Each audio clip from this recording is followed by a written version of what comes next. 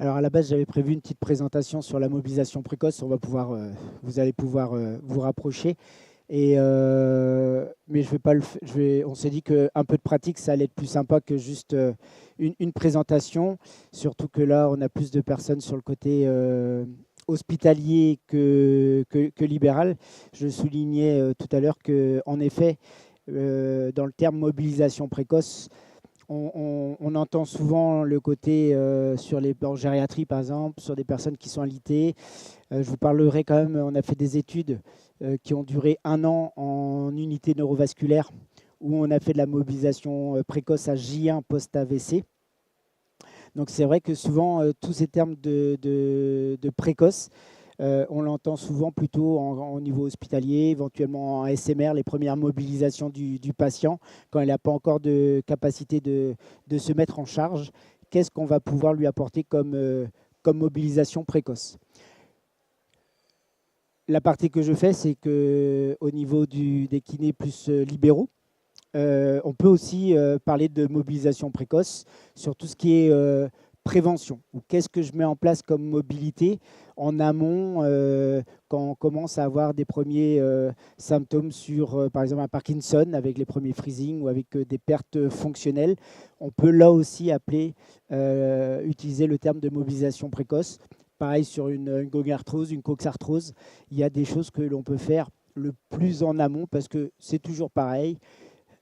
Plus on va apporter une mobilisation précocement et plus on va donner une chance au patient de retrouver ses capacités fonctionnelles, voire de limiter les pertes au niveau de ses capacités fonctionnelles.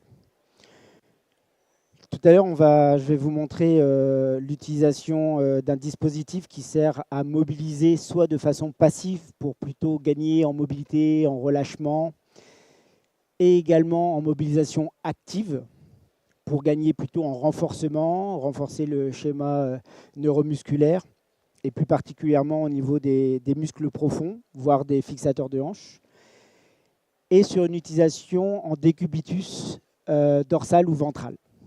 Alors souvent, on rencontre des fois dans le médical des personnes qui pensent qu'à partir du moment où le patient peut se mettre en charge, il vaut mieux le faire travailler en charge que le faire travailler allongé.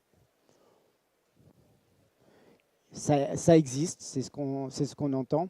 C'est des préjugés, bien sûr, parce qu'on peut faire plein de choses allongées qui vont être bénéfiques pour après avoir des meilleures capacités fonctionnelles en charge. Donc évidemment que pour travailler de façon précoce, c'est toujours plus facile d'avoir des outils qui vont nous permettre de travailler allongé.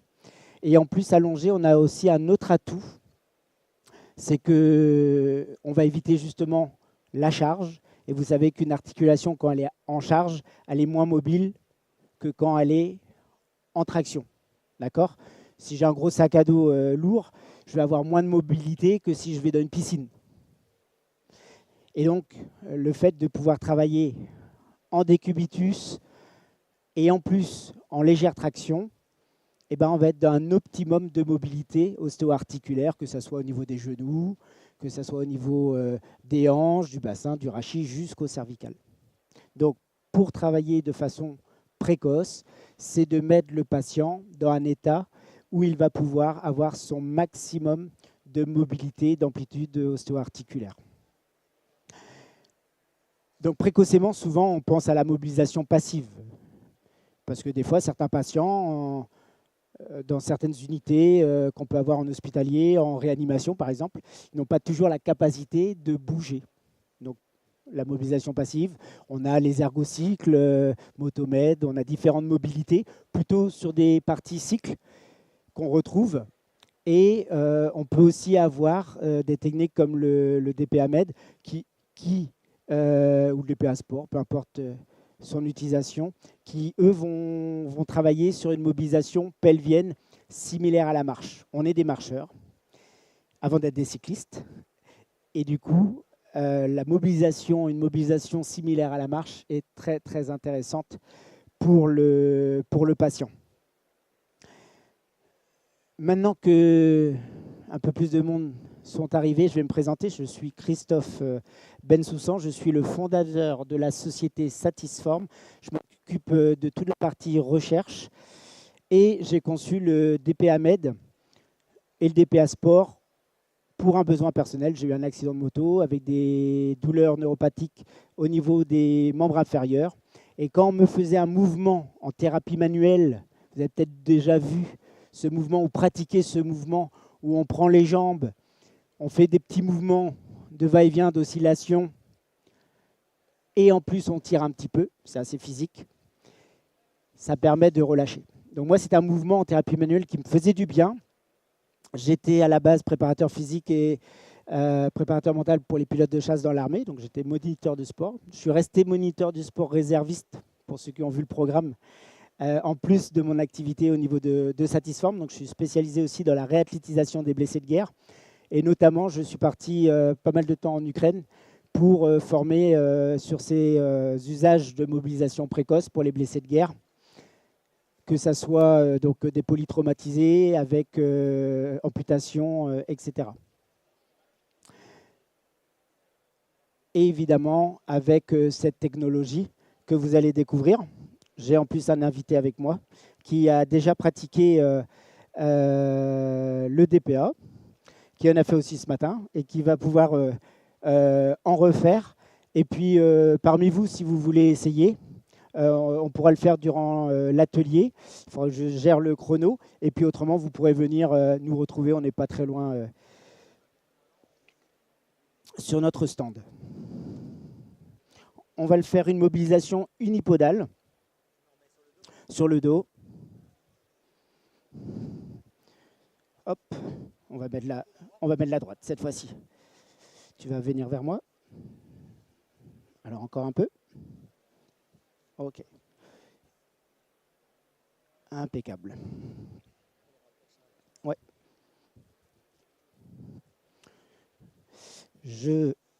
Voilà. L'installation. Vous avez vu, l'installation est finie. On ne va pas mettre les fixateurs.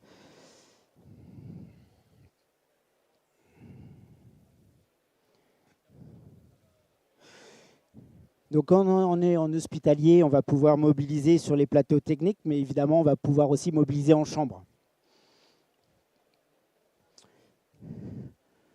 On va juste élever légèrement la jambe et on va laisser faire l'appareil qui va commencer une mobilisation lente puis accélérée. On va pouvoir aussi choisir différentes vitesses. Alors dans les études qui ont été publiées, notamment il y a eu une étude qui a été publiée dans Get and Posture, qui a démontré qu'on arrivait à reproduire, quand on a les deux jambes dans l'appareil, exactement la mobilité du bassin similaire à la marche. Hein, comme tout à l'heure, je vous disais, en mobilisation précoce, on trouve beaucoup d'ergocycles. Mais avant d'être des cyclistes, c'est vrai qu'on est des marcheurs. Tout à l'heure, on verra, on va passer d'une mobilisation dite passive qui va apporter du relâchement, qui va abaisser le tonus. Ça nous arrive d'avoir des patients qui ont beaucoup de spasticité. C'est une fréquence, là pareil, ça a été publié, c'est une fréquence très précise, au dixième de hertz près, qui permet de diminuer le tonus musculaire. Donc évidemment, il y a des kinésithérapeutes qui utilisent l'appareil, il y a aussi de plus en plus de neurologues qui utilisent l'appareil en tant que médecin pour diminuer la spasticité de leurs patients. Alors soit on a une diminution de la spasticité juste pendant la séance, et là on va pouvoir avoir des exercices, on va essayer sur cette jambe de faire un travail actif en amenant la jambe sur le côté. Tu essayes? Voilà, que la jambe, ouais, c'est ça, c'est ça. Sans trop compenser. Là, ok? Et on relâche. Donc on va pouvoir diminuer la spasticité tout en ayant un travail actif, où souvent la spasticité ne permettrait pas ce travail actif. Dans quel cas de figure, c'est intéressant aussi de diminuer le tonus musculaire? Vous voyez, celui-là, j'aurais pu venir avec le DPA Med. Là, je suis venu avec le DPA Sport. Donc, dans la récupération, hein, si vous avez un muscle qui est gorgé, qui est congestionné. L'objectif numéro 1 avec le massage, avec plein de techniques, c'est quoi? C'est diminuer son tonus. En diminuant son tonus, c'est un muscle qui va récupérer plus rapidement. Donc c'est pour ça que l'appareil va pouvoir réguler ce tonus. Et après, le thérapeute va pouvoir choisir d'augmenter le tonus avec du travail actif. Comme là, par exemple, j'ai demandé de maintenir une abduction. Ouais. Donc là, on maintient l'abduction. Alors après, chacun son niveau. Il y en a, ils arriveront à aller un peu plus loin. Et de relâcher pour qu'on puisse travailler cette commande motrice là sur essentiellement le fixateur de hanche. On va passer avec les deux jambes dans le système et je vais vous montrer qu'on va pouvoir aussi travailler de façon active très rapidement sur les muscles profonds. Donc, une mobilisation précoce dans le relâchement pour apporter aussi tout le bénéfice de la mobilité au niveau circulatoire. On pense évidemment à la circulation sanguine, mais il y a la lymphatique, il y a toutes les circulations, il y a le LCR également. Et puis, on peut parler aussi des fascias. Je vais t'aider à le mettre, à positionner ta jambe. Hop. Sur le ventre? Eh bien, on essaiera sur le ventre également.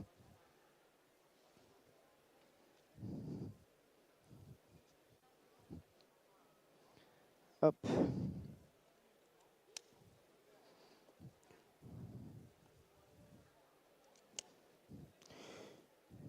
Donc, tout ce qui est installation, c'est vraiment facile.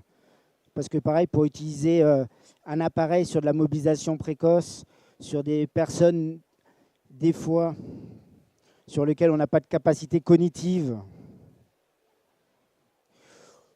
des fois sur des personnes obèses, ça peut arriver aussi. On a essayé de faire en sorte que ça soit très facile pour le thérapeute. Ou l'aide. Des fois, on a des assistants aussi qui peuvent prendre en charge le DPA. Donc là, on va passer sur un travail de mobilisation active bipodale.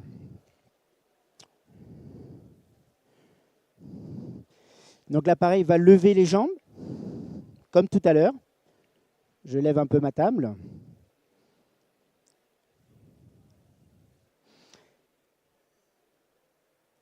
Et je vais l'arrêter à peu près sur un angle de 20 degrés, qui va être à peu près l'angle qui va juste mettre en tension la chaîne lombo-pelvifémorale. Hop.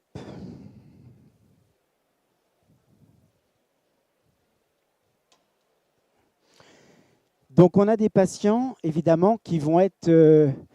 ça nous arrive aussi de mobiliser des patients en état végétatif, donc avec double flessum. Donc l'installation va être un peu différente, mais possible, et toujours d'un objectif de créer du relâchement. On peut également apporter des fixations au niveau axillaire. Voilà. L'appareil va mettre à peu près 30 à 40% de traction. Et souvent, les patients, ils ne le sentent pas. Donc, tout à l'heure, je vous ai dit l'importance pour nous d'apporter de la traction.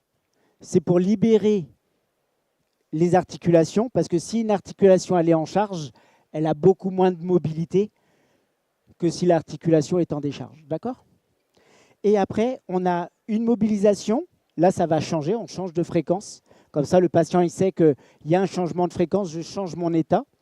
Donc, premièrement, il reste de façon passive juste pour se relâcher.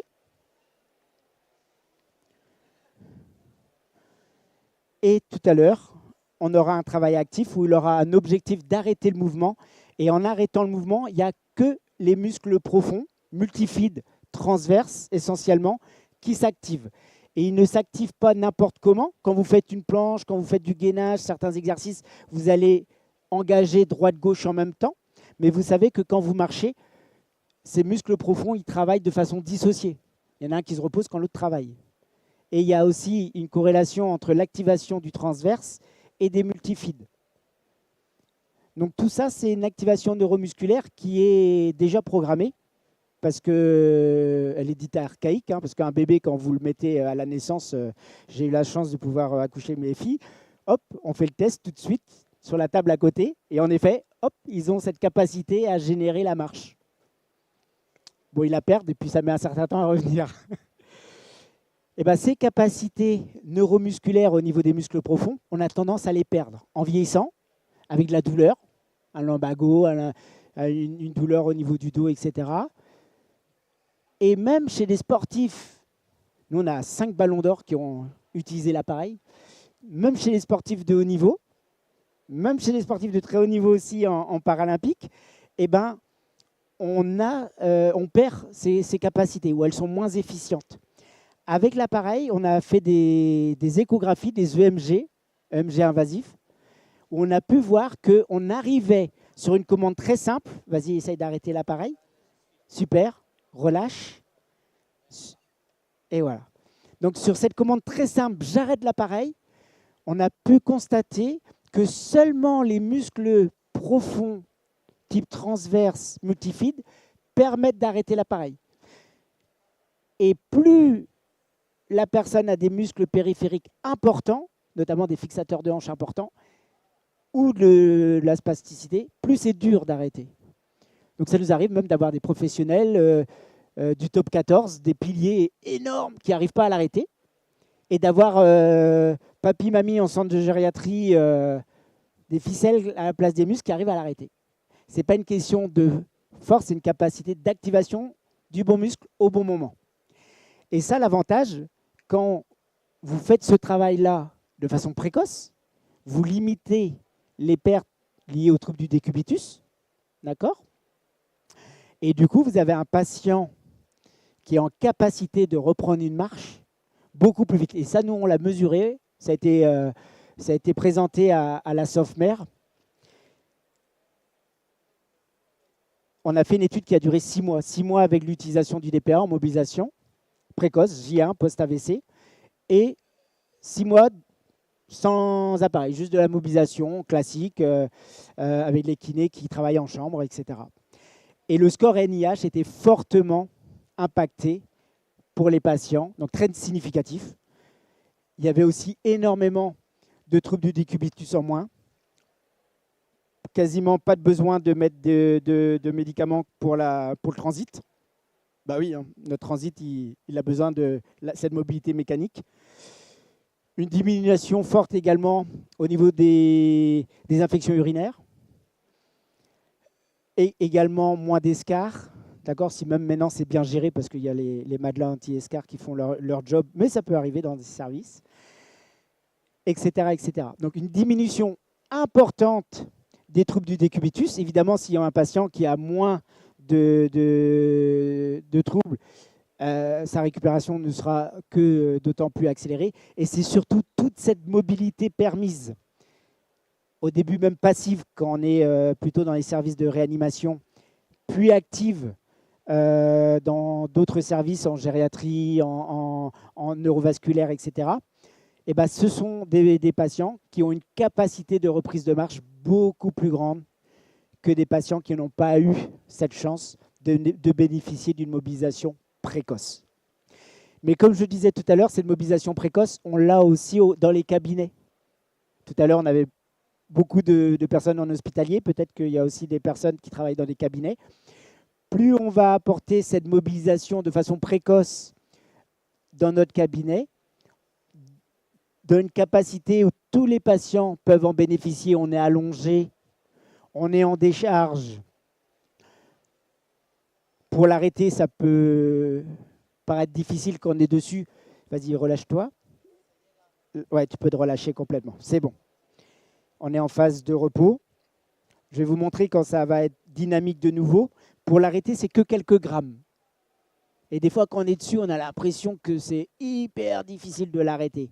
Pourquoi? Parce qu'on n'a pas une commande directe sur nos muscles profonds. Vous voyez, si je l'arrête, c'est quelques grammes. D'ailleurs, si vous avez un patient qui n'a pas de capacité à bouger, ou très peu, ou très limité à cause de la plasticité, l'appareil va limiter de lui-même. Il n'y a qu'une la mobilité, c'est que les capacités de mobilité ostéo-articulaire du patient qui va faire que ça va bouger. Et puis après, on peut aller chercher des exercices encore plus durs. Là, il lève les fesses, il met encore plus haut, plus haut, plus haut, essaye. Et on repose. Voilà, on peut aller aussi sur des exercices beaucoup plus importants, comme on peut aussi faire, on le fera tout à l'heure sur le stand, le travail aussi en décubitus frontal, avec des protocoles aussi sur, par exemple, les enfants au niveau des scolioses. Pareil, mobilisation précoce, je parle de la scoliose. Plus tôt on va la mettre en place, plus tôt on va réactiver ce psoas qui a tendance à ne pas être assez actif chez notamment les doubles scolioses avec rotation du bassin. Plus tôt on va réactiver ça et plus tôt on peut freiner la scoliose. On ne peut pas forcément la redresser, on peut améliorer la posture et améliorer le port du corset. Donc le côté précoce, c'est vraiment très, très, très, très important. Une prise en charge la plus tôt possible, c'est vraiment donner aux patients plus de chances de récupérer. Et d'apporter du coup une mobilité accessible en décubitus ventral ou dorsal, avec ce travail actif sur des muscles profonds qui sont souvent délaissés. Pourquoi? Parce qu'on n'a pas forcément les capacités de les activer chez les patients. C'est du travail qui est fastidieux. Alors, on connaît tous la planche, d'accord? La planche dynamique, c'est encore mieux que la planche statique. Mais la faire à des patients sur des phases de démarrage de la rééducation, très difficile, voire impossible. Alors après, vous pourrez me dire que chez les kinés, on retrouve plus ça, hein, ce côté. Maintenant, on utilise beaucoup d'exercices un peu comme en CrossFit. Les petites box là, avec les kettlebells, c'est des choses hyper intéressantes à faire, mais en phase de démarrage, c'est des choses qui ne sont pas applicables toujours pour des patients qu'on va prendre en charge précocement. Comment ça se nettoie? Le système de fixation? Eh ben avec un produit n'importe lequel, du savon. Le savon, oui, en réa, ça passe. On a équipé beaucoup de réa pendant le Covid. Ouais, c'était incroyable parce qu'on voyait sur les scopes les améliorations. On a fait, d'ailleurs, à force d'entendre les patients qui disent, vous savez, les gains d'amplitude ostéo-articulaire, les gains de force, tout ça, ça prend un peu de temps. C'est quelques séances. Par contre, à force d'entendre en gériatrie, ouais, bon, je bouge toujours un peu pareil, j'ai fait une séance, mais alors qu'est-ce que je respire mieux? Ça nous a interpellés. Du coup, on a fait une étude sur l'ampliation thoracique au niveau xiphoïde et axillaire. On a fait une seule séance, une séance unique, un one shot, et on a mesuré avant-après. Et là, on a un gain de 30%. Alors, vous allez me dire, sur une personne saine, si on fait une spirométrie pour corréler l'ampliation thoracique, il n'y a pas de corrélation. Hein, c'est-à-dire, sur une personne saine, vous améliorez la capacité d'ampliation thoracique. Ce n'est pas pour ça que vous améliorez les capacités respiratoires. Mais par contre, sur un patient type BPCO, oui, ça peut. Donc là encore, on sait qu'un alitement prolongé peut également réduire de façon significative l'ampliation thoracique, les capacités respiratoires. Et ce qui était important quand j'ai fait aussi l'étude sur l'ampliation thoracique, c'est que je voulais montrer qu'avec une mobilisation des jambes, souvent on se dit ouais, c'est les jambes, ça bouge peut-être un peu au niveau des hanches. Ceux qui observent un peu plus, ils se disent tiens, ça remonte aussi un peu au niveau thoracique.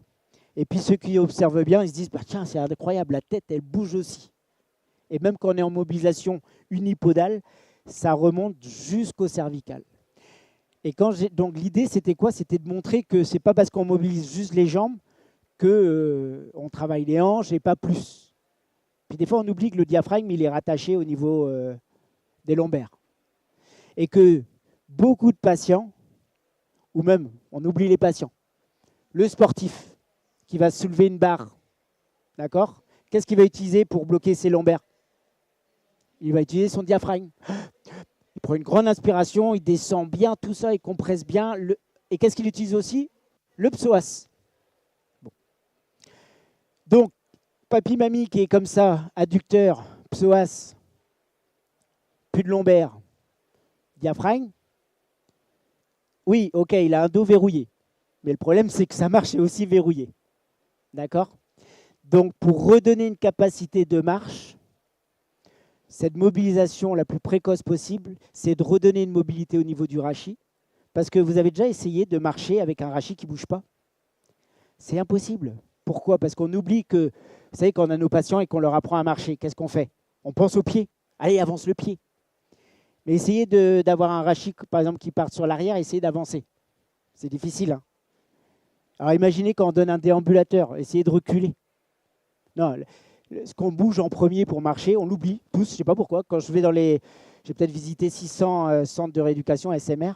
Chaque fois, je pose la question, qu'est-ce qu'on bouge en premier dans notre corps quand on veut initier le pas? Tout le monde pense aux hanches, aux pieds, des fois au bassin, ça remonte un peu. Je me dis, oh, c'est pas mal. Et rarement le rachis. Mais c'est vrai que pour perdre l'équilibre, c'est la base de la marche, pour perdre cet équilibre, il faut déjà avoir cette mobilité devant, derrière. Et si vous voulez aller sur le côté droit, par exemple, bon, bah, il faut que j'amène. Vous avez déjà fait du gyroscope, là, était sur les petites plateformes là, qui avancent et qui reculent. Bah, c'est vraiment ce même principe. Donc, il faut de façon précoce redonner cette mobilité au niveau du rachis. Après, avoir une mobilité pelvienne qui, elle, va donner cette mobilité pendulaire de la hanche qui va actionner la marche. Et vous vous rappelez, je vous ai dit que j'étais beaucoup intervenu en Ukraine sur la rééducation, réathlétisation des blessés de guerre, amputer 4 membres avec les prothèses pour redonner une capacité de marche à un amputé 4 membres. La dissociation, il n'a plus tellement. C'est très, très difficile. Beaucoup plus difficile qu'un amputé de 2 membres. Là, en le faisant travailler de façon précoce, alors il faut qu'il soit appareillé. D'accord? Il y a quand même l'appareillage. Mais dès qu'il est appareillé, en le faisant travailler de façon précoce, ce travail de dissociation des ceintures, cette activation des muscles profonds basés sur le schéma de la marche, on a des fois, sur quelques séances seulement, un amputé qui n'était pas en capacité de marche, c'est-à-dire verrouillé entre les barres, on le met entre les barres.